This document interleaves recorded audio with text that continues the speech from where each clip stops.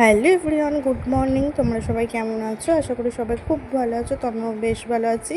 আর এই দেখো, তাতানা পাপান এই জাস্ট ঘুম থেকে উঠলো, ওদেরকে খেতে দিয়ে দিচ্ছি দুধ আর চকোস। আর আমিও খেতে বসে গেছি, কফি আর মিষ্টি পাউরুটি আর বিস্কিট। তো খেতে বসে গেছি। খেয়ে দিয়ে উঠে এদিকে তাতানা পাপানের জন্য সব সবজি দিয়ে মাছের ঝোল করব। তো এখানে সবজির মধ্যে ছিল আলু, পটল, গাজর, বিনস, ডাঁটা, তারপরে হচ্ছে ঝিঙে, ধনেপাতা, টমেটো, এইগুলো দিয়েই তাতানা পাপানের জন্য মাছের ঝোল করেছিলাম। কালকে তো দিদির বাড়ি থেকে আসার সময় কিনে নিয়ে এসেছিলাম। তো তারপরে দেখো, আমাদের জন্য করেছিলাম এঁচোড় আলুর তরকারি আর হচ্ছে মান বাটা। তো মান বাটাটা খেতে বেশ ভালো লাগছিল।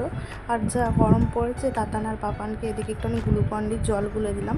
তারপরে আমরা দুপুরবেলা ভাত খেয়ে শুয়ে গেছিলাম। বিকেলবেলা উঠে এই ফার্স্ট টাইম আজকে বানাবো মালপো, তাই জন্য তোমাদের সঙ্গে ভাবলাম একটু শেয়ার করি। তো ফার্স্টে দেখো, একটা ছোটো বাটির 1 বাটি ময়দা দিয়েছি, 1 বাটি চিনি দিয়েছি আর 1 বাটি সুজি দিয়েছি।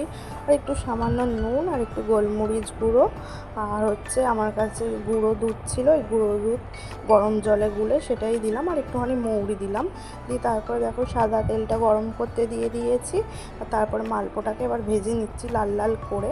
আর আমি একটুখানি বাতাসা দিয়ে, মানে গুড়ের বাতাসা দিয়ে একটুখানি রস বানাবো, মালপো যেমন হয় মিষ্টির দোকানে তেমনই। ফার্স্ট টাইম বানিয়ে এতটা ভালো খেতে হবে আমি ভাবতেও পারিনি। তো তারপরে দেখো, আমাদের বাড়ি দিদি আর রাজাদা এসেছিলো। তো ওদেরকেও দিলাম মালপো খেতে, ওদেরও বেশ ভালো লেগেছিলো বলছিল।